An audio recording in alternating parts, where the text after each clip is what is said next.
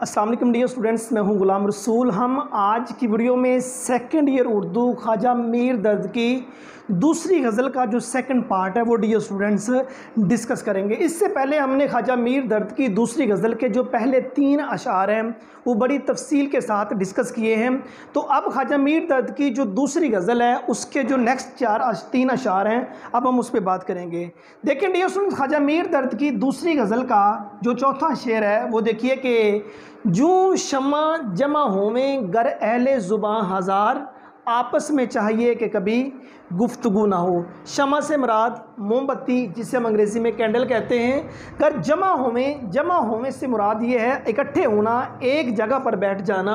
अहले ज़ुबान हज़ार, अहले ज़ुबान रखने वाले लोग मीन्स एक ही मतलब के ग्रोह से ताल्लुक़ रखने वाले, यहाँ से मुराद नेक अल्लाह वाले लोग हैं। आपस में चाहिए कि कभी गुफ्तगू ना हो, उनको चाहिए कि आपस में कभी भी गुफ्तगू ना करें। अब इसका मफहूम क्या बनेगा डियर स्टूडेंट्स कि शमा रोशनी करती है, झगड़ा नहीं करती। मीन्स जो कैंडल है, जो मोमबत्ती है, वो रोशनी करती है, वो झगड़ा नहीं करती। अहले सफ़ा का मीन्स फ़ुकरा का, अहले इल्म का भी यही दस्तूर होना चाहिए कि वो हज़ारों की तादाद में जहाँ भी जमा हों वो सिर्फ याद इलाही में मगन रहें, ना कि आपस में झगड़ा करें। अब देखें कि जूं शमा जमा होवें गर अहले ज़ुबान हज़ार, आपस में चाहिए कि कभी गुफ्तगू ना हो। आपने देखा होगा कैंडल को, शमा को, जब हम कैंडल को, शमा को, मोमबत्ती को जलाते हैं डियर स्टूडेंट्स, उसने चारों अतराफ में रोशनी करना होती है। उसने कभी झगड़ा नहीं करना होता कि ये मेरा मुखालिफ है, इसके यहाँ मैंने रोशनी नहीं करनी, ये मेरा मुखालिफ है, इसके यहाँ मैंने रोशनी नहीं करनी, ये मेरा मुखालिफ है, इसके यहाँ मैंने रोशनी नहीं करनी। उसने चारों अतराफ में बगैर किसी झगड़े के जो कैंडल है, जो मोमबत्ती है, उसने रोशनी करना होती है। तो इसी तरह शायर ने कहा ये जो अहले इल्म लोग हैं ये जहाँ कहीं भी इकट्ठे हों इनका भी यही दस्तूर होना चाहिए, यही इनका कानून होना चाहिए, यही इनका तौर तरीका होना चाहिए। ये इल्म के बारे में बात करें, ये याद खुदा और रसूल पाक सल्लल्लाहु अलैहि वसल्लम की याद में के अंदर महव रहें, मीन्स कुरान और हदीस पर ही बात करें, उसी के अंदर अंदर रहें और ना कि ये आपस में झगड़ा करना शुरू कर दें। डियर स्टूडेंट्स, इस शेर के चंद मौज़ूआत जो उनसे वो मैंने लिखे हैं, अब उसमें एक एक मौजू पे हम डिस्कस करते हैं। हमारा पहला मौजू है शमा नफ्स पर काबू पाने की अलामत है। देखिए डियर स्टूडेंट्स, अगर इंसान का नफ्स उसके कंट्रोल में है तो समझो उसने पूरी की पूरी दुनिया फतह कर ली। अगर उसका नफ्स उसके कंट्रोल में नहीं है तो वो कुछ भी नहीं कर सकता, इसलिए यहाँ शमा का हवाला दिया। और उसके बाद दूसरा इसका मौजू देखिए, फ़ुकरा का अल्लाह की ज़ात से ताल्लुक़। पहले तो जानिए फ़ुकरा कौन होते हैं। मीन्स फ़कीर से लफ्ज़ फ़ुकरा है, फ़ुकरा से लफ्ज़ फ़कीर है। अब देखिए फ़कीर वो नहीं, ये जो मांगने के लिए दर दर मांगने के लिए जाते होते हैं, ये फ़कीर नहीं होते, इनको कहते हैं गदागर, वो गदागर होते हैं। अब फ़कीर की अगर हम बात करें, लफ्ज़ फ़ुकरा फ़े काफ रे, फ़क्र से ये लफ्ज़ निकला है। फ़े से मुराद फ़ाका, काफ से मुराद कनात, रे से मुराद रिज़ाए इलाही। मतलब कि वो लोग जिनको मिल गया तो खा लिया, ना मिला तो फाका किया, ये एक पहली खसूसियत। उसके बाद कनात मीन्स वो लोग दुनिया में रहते हैं, दुनिया उनके अंदर नहीं रहती। हज़रत अली रज़ी अल्लाह ताला अन्हु का फरमाने आलीशान है, तुम दुनिया में रहो ना कि दुनिया तुम्हारे अंदर रहे। जिस तरह वो एक कश्ती पानी में रहती है तो वो तैरती रहती है, जब पानी कश्ती में आ जाता है तो कश्ती डूबना शुरू हो जाती है। कि फ़ुकरा जो उनसे हैं उनका एक ये भी तर्ज है, उनकी एक सिफ्त ये भी है, वो दुनिया में रहते हैं ना कि दुनिया उनके अंदर रहती है। रे से मुराद रज़ाए इलाही मीन्स वो हर काम में, हर दाम में, हर हाल में खुश रहते हैं। अल्लाह ताला ने मतलब उसके उनके ऊपर जो हालात भी लाए अल्लाह ताला की ज़ात, वो हर हाल के अंदर वो राज़ी रहते हैं। अब फ़ुकरा का अल्लाह ताला की ज़ात के साथ ताल्लुक़ क्या है? मीन्स अल्लाह ताला की ज़ात के साथ ताल्लुक़ फ़ुकरा का ये, रब जिस हाल में उनको रखता है वो राज़ी रहते हैं। अब इंसान का और रहमान के अगर हम ताल्लुक़ की बात करें तो एक जो रब है वो इंसान से 70 माओं से ज़्यादा प्यार करता है। एक माँ के प्यार को दुनिया के किसी तराजू में भी तोला नहीं जा सकता कि इसी तरह जो रब का प्यार है वो तो माँ से 70 गुना ज़्यादा है। और जो अल्लाह के नेक बंदे हैं आप खुद सोचिए रब उनसे प्यार कितना करता होगा। और उसके बाद अहले सफ़ा के नज़दीक ज़िंदगी का मकसद अल्लाह की रज़ा है। ये जो अल्लाह वाले हैं, ये जो वली हैं, ये जो खुदा के दोस्त हैं, ये जो अम्बिया, रुसल, औलिया कराम, शुहदाए इस्लाम हैं, अब इनका मकसद टोटली यही होता है कि मतलब कि अल्लाह ताला की रज़ा में राज़ी। अगर रब ने उनको ज़्यादा दे दिया वो फिर भी राज़ी, राज़ी। अगर आपने उनको थोड़ा दे दिया वो फिर भी राज़ी। अगर रब ने उनको मतलब कि फाका दे दिया वो फिर भी राज़ी। अगर रब ने उनको बहुत ज़्यादा मालो दौलत, अच्छा लिबास, सब कुछ दे दिया वो फिर भी राज़ी।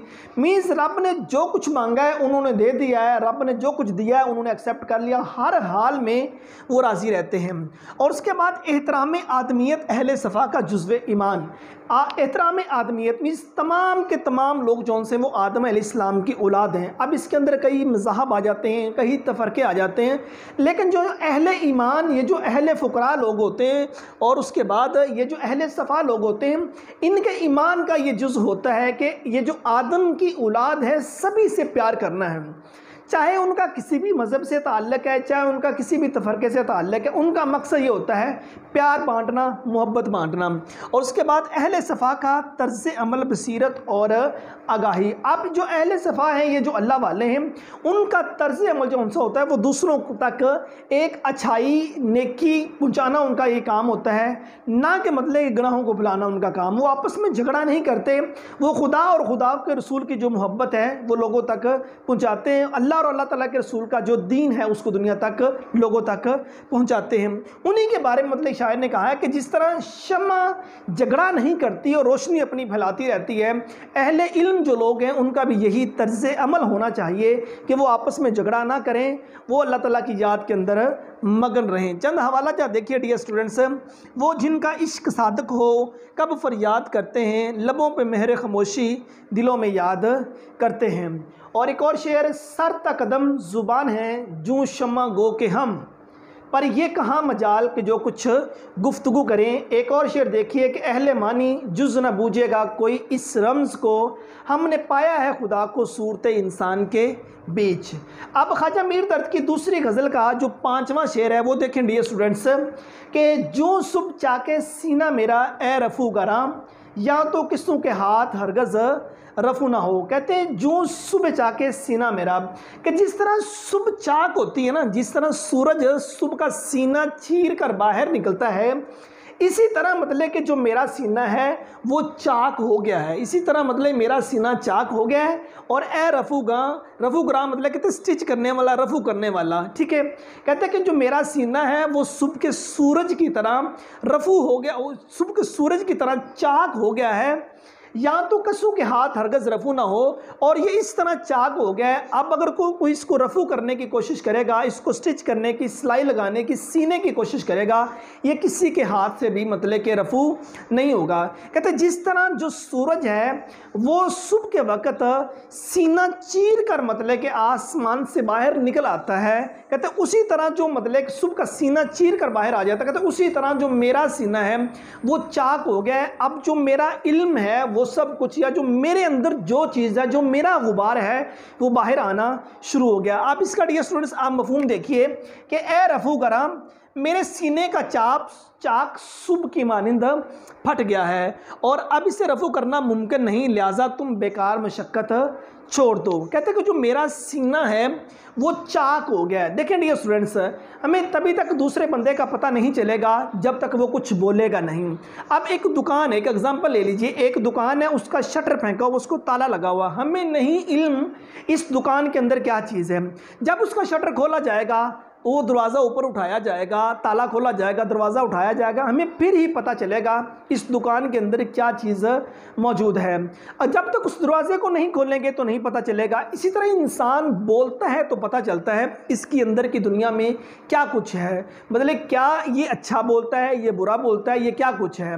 अब इसी तरह एक इंसान का सीना चाक होने से मुराद ये है कि उसके अंदर का गुबार निकलना, उसके अंदर की दुनिया का पता चलना, उसकी जो इंटरनल फीलिंग है उनका बाहर आना, ठीक है। तो यहाँ से उसका पता चलता है। इसी तरह शायर ने कहा ये जो मेरा सीना है ये सुबह की तरह फट गया है, चाक हो गया है, अब ये किसी के हाथ से भी रफू नहीं होगा, तुम बेकार मशक्क़त छोड़ दो। इसके मौज़ूआत देखें डियर स्टूडेंट्स, इसका पहला मौजू होगा इश्क की शोरीदगी।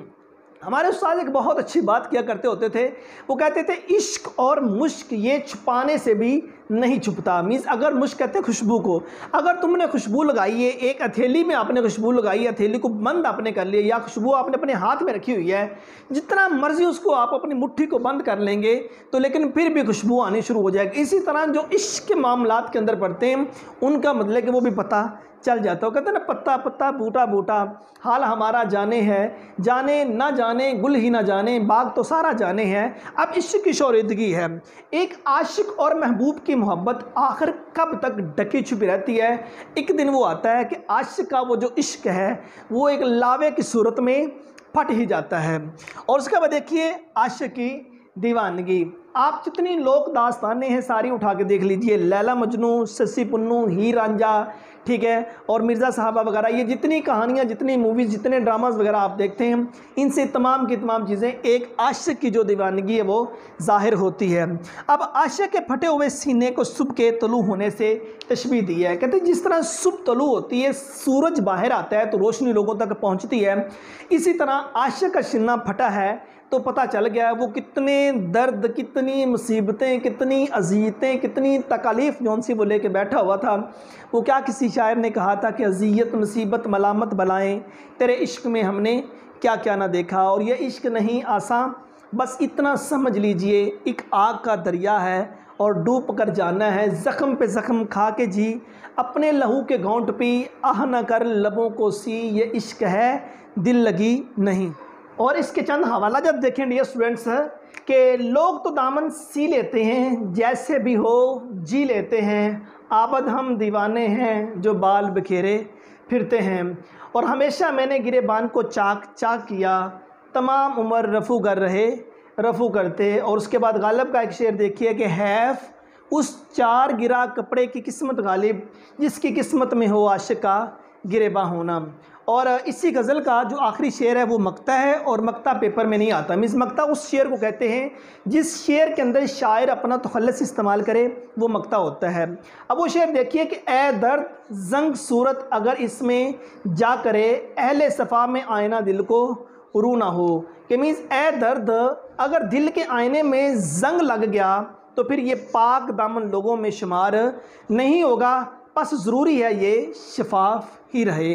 मीन्स अगर जो दिल है इस आईने के ऊपर अगर जंग लग गया, ये जो अहले इल्म लोग हैं, अहले सफ़ा लोग हैं, अहले फ़ुकरा लोग हैं, फिर ये इनके अंदर शामिल नहीं होगा। वो क्या खूबसूरत कोटेशन है, दिल एक आईना है, अगर ये बदी से पाक हो तो इसमें खुदा नज़र आता है। अगर इसमें मतलब कि नफ़रतों का जंग लग जाए तो फिर जाहिर सी बात है इसके अंदर वो जो असल मोहब्बत है, वो जो हकीकी मोहब्बत है रब्बे कायनात की, वो तो इसमें से नज़र नहीं आएगी। सो ये हमारी सेकंड गज़ल थी ख्वाजा मीर दर्द की, उसका जो सेकंड पार्ट हमने डिस्कस किया। पांचवा शेर हमने डिस्कस किया कि जू शम्मा जमा होवें गर अहले ज़ुबान हज़ार, आपस में चाहिए कि कभी गुफ्तगू ना हो। कि जिस तरह एक शम्मा एक मोमबत्ती जलती है तो वो झगड़ा नहीं करती, इसी तरह ये जो अहले सफ़ा लोग हैं, अहले इल्म लोग हैं, उनका भी यही दस्तूर होना चाहिए कि जिस जगह पे भी इकट्ठे हों आपस में झगड़ा ना करें, जो बात करने वाली है वो जो इल्म वाली बात है उसी पे वो अपना फोकस करें, याद खुदा के अंदर ही वो मगन रहें। जो सुबह चाके सीना मेरा ए रफ़ू गराम, यहाँ तो कस्सों के हाथ हरगज़ रफ़ू ना हो। कहते सुबह की तरह जो मेरा सीना है वो चाक हो गया है, यहाँ किसी सिलाई करने वाले से, यहाँ किसी रफ़ूगर से भी ये रफ़ू नहीं होगा। मीन्स इंसान के इंटरनल दुनिया, जो इंसान की इंटरनल कैफियत हैं, वो सारी की सारी एक लावे की सूरत में बाहर आ गई हैं। वो उसके दुख हैं, वो उसके दर्द हैं, वो उसकी मुसीबतें हैं, वो इसके मजाजी को डिस्कस कर लीजिए या आप इसमें हकीकी को डिस्कस कर लीजिए। और आखिरी शेर मक्ता हमने डिस्कस किया, ए जंग ए दर्द जंग सूरत अगर इसमें जा करे, अहले सफ़ा में आईना दिल को रू ना हो। कि ए दर्द, ये जो दिल है अगर इस पे जंग लग जाएगा फिर ये अहले सफ़ा, अहले ईमान, अहले फ़ुकरा और अहले इल्म लोगों के अंदर ये शामिल नहीं होगा। इसलिए इसके लिए एहतियात ज़रूरी है, इसको शफाफ ही रहना चाहिए। उम्मीद करता हूँ कि आज की वीडियो आप स्टूडेंट को अच्छी लगी होगी। नेक्स्ट वीडियो में मिलते हैं, अपना बहुत सारा ख्याल रखिएगा। फ़ी अमानिल्लाह।